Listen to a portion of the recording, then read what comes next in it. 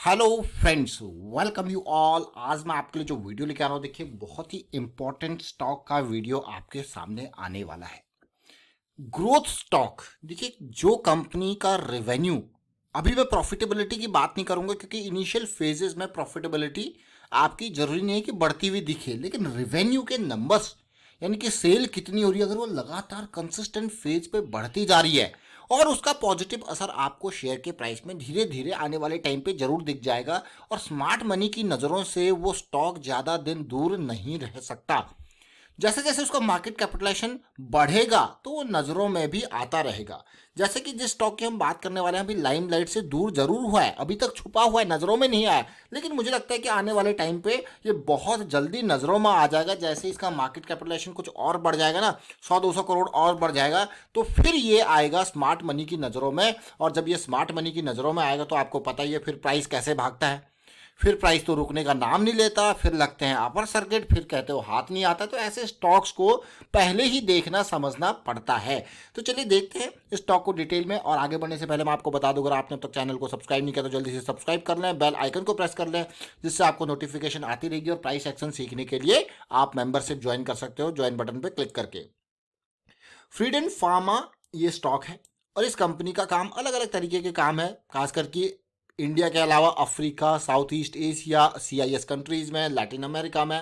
और इसका pharma API, आपने अभी मैं कहूँगा 2020 के मिड में ज़रूर सुना होगा। API बिजनेस अब इंडिया और चाइना का स्टैंड ऑफ हुआ था, बहुत ही खतरनाक वाला। चाहे डोकलाम की बात करें, चाहे हम या लद्दाख वाले एरिया में बात करें, तो अच्छा खासा तो चाइना के ऊपर ना, इंडिया की फार्मा सेक्टर की अगर बात की जाए तो बहुत बड़ी डिपेंडेंसी चाइना के ऊपर है। मानो या ना मानो, लेकिन ये सच्चाई है। इंडिया का फार्मा सेक्टर बहुत बहुत ज़बरदस्त तरीके से चाइना के ऊपर डिपेंड करता है। वहाँ से हमें अलग अलग तरीके के रॉ मटेरियल फार्मा के यानी कि दवाइयों के लिए ज़रूरत पड़ती है। लेकिन उसके बाद इंडिया में भी इस चीज़ को, जो API सेगमेंट है, उसको थोड़ा सा यहाँ पे बढ़ावा मिला था। और एक नई उम्मीद यहाँ पे भी जगी है कि हाँ, चाइना के अगर हम इतना ही डिपेंड रह जाएंगे तो फिर आने वाले टाइम पे दिक्कत हो सकती है। तो ये 222 करोड़ का मार्केट कैपिटलाइजेशन देख रहे हो ना, डेट 46 करोड़ का कंपनी के ऊपर। PEG रेशियो देखिए, PE रेशियो देखिए। और अगर मैं बात करूँ 16% का प्रॉफिट ग्रोथ, रेवेन्यू ग्रोथ देखिए 31% का। अगर रेवेन्यू को देखूं मैं तो 5 करोड़ का 2010 में था, वो 8 गया, 12 गया, 20 गया, 25 गया, 60 गया, अब 200 करोड़ का रेवेन्यू। आप कहोगे भाई ये कंपनी आपको क्लियर कट, मैं प्रॉफिटेबिलिटी की भी नहीं बात करूंगा क्योंकि स्टार्टिंग में आप देखोगे प्रॉफिट जरूरी नहीं कंपनी इतना दिखाए, लेकिन आप देखिए ये ग्रोथ देखिए, आपको यार वाह, नंबर्स तो बहुत अच्छे हैं। नंबर्स तो 1 साल 2 साल, ऐसा नहीं कि 1 साल या 2 साल 3 साल कंपनी दिखा दे, इतनी ज़बरदस्त तरीके से अगर कोई कंपनी कंसिस्टेंट ग्रोथ दिखाए over the period of 9 to 10 year, तो आप कहोगे हाँ यार, ग्रोथ तो दिख रही है। और अगर पिछले देखिए 60 से 90, 113, 134, 108, कंसिस्टेंट ग्रोथ कंपनी यहाँ पे दिखा रही है। चलिए, पॉजिटिव बात है। बट ये स्टॉक हमारी नज़रों में कैसे आया? जैसे कि मैंने आपको कहा कि 200 करोड़ का मार्केट कैपिटलाइजेशन है, तो हमारी नज़रों में आ गया। अगर थोड़ा बहुत और भाग गया तो फिर ये औरों की भी नज़रों में जरूर आएगा, ये छुपा नहीं रहेगा ज़्यादा टाइम तक। अर्निंग पर शेयर देखिए, 10 रुपये का अर्निंग पर शेयर कंपनी का अगर देखा जाए। तो अब मैं आपको लेके चलता हूँ इसके टेक्निकल चार्ट पे। हमारी नज़रों में आने का कारण है technical chart, just technical chart. और अगर मैं आपको बार बार कहता हूं कि कभी भी हो स्टॉक में एक हेल्दी करेक्शन चाहिए होती है।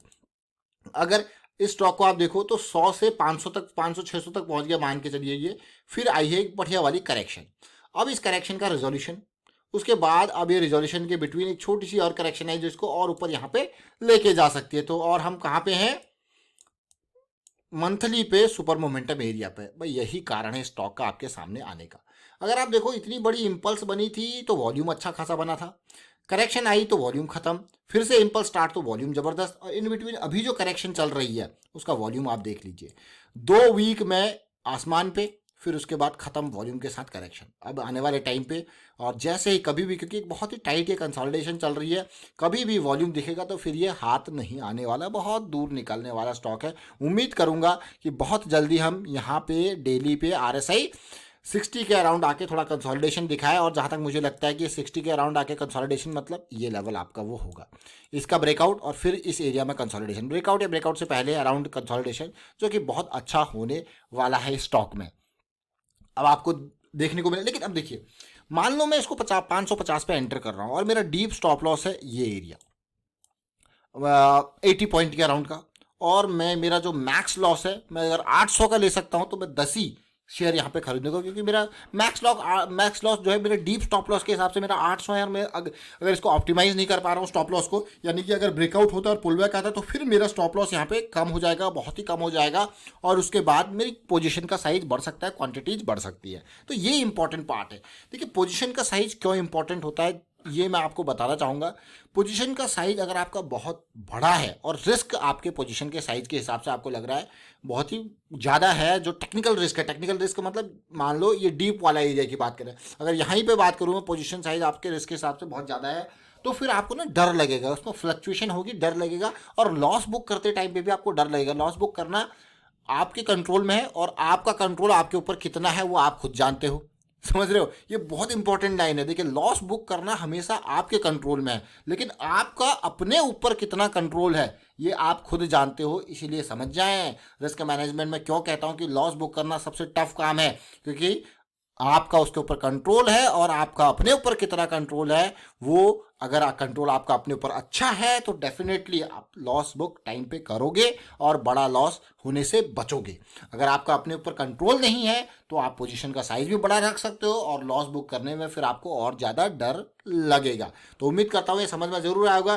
तो यहाँ पे इस कारण ये जो स्टॉक हमने देखा, आप इसको अगर तसल्ली से देखोगे तो इसका मेजर कारण इसके रिवेन्यू के ग्रोथ को मैं देख रहा हूँ। देखिए रिवेन्यू का ग्रोथ मुझे अमेजिंग लगा, लेकिन क्यों ये अब तक छुपा हुआ है? क्योंकि जनरली होता क्या है, जनरली लोग छोटे स्टॉक्स को अवॉइड करते हैं। वो कहते हैं यार बहुत छोटा स्टॉक है, 100 करोड़ का मार्केट कैपिटलाइजेशन कुल है, कुछ मतलब इतना कम मार्केट कैप, कैसे कैसे इन्वेस्ट करें, कैसे इसको बाई करें।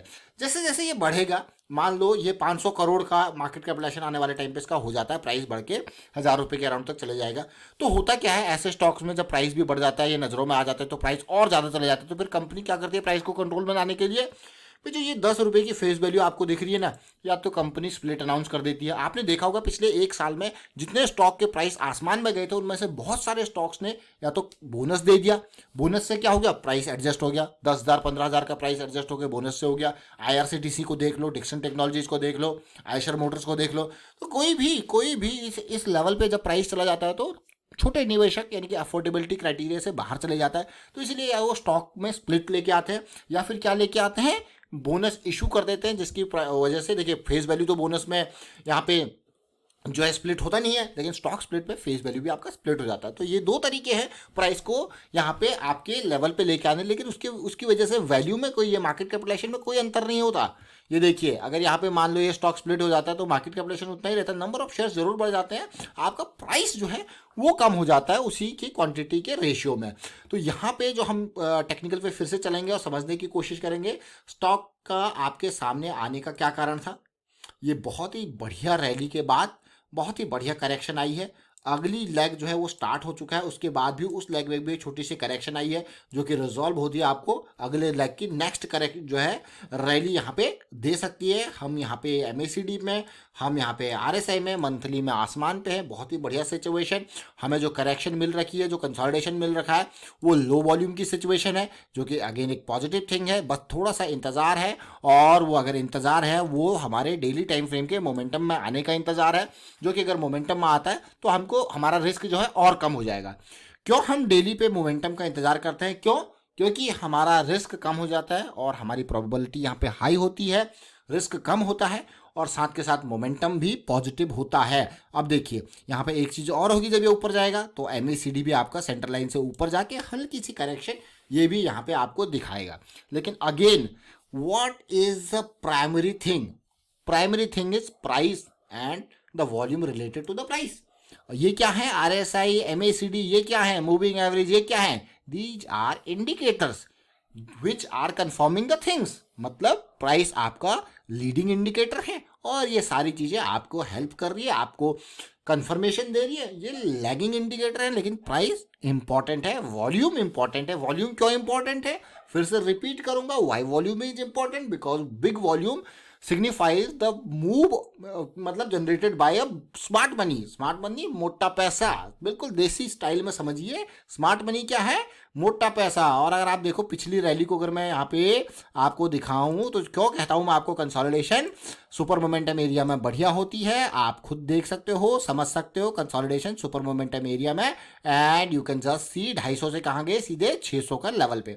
आपने देखा होगा अभी रिसेंटली हम ओलेक्ट्रा को 137 से 1000 तक, हमने 1000 के 900 के अराउंड तक पहुंच चुका है ओलेक्ट्रा। देखिए 137 से ट्रैक कर रहे हैं, और रेगुलर टाइम पे आपको हर मोमेंट पे आपके लिए वीडियो जरूर क्रिएट किए गए थे। फिलहाल वाइंड अप करता हूँ, और उम्मीद करता हूँ आपने कुछ सीखा जरूर होगा, कुछ समझा जरूर होगा। वीडियो अच्छा लगा तो शेयर कीजिए, लाइक कीजिए, प्राइस एक्शन सीखते रहिए, प्रैक्टिस करते रहिए, रिस्क मैनेजमेंट के बारे में अवेयरनेस स्प्रेड करते रहें। Thank you for watching the video.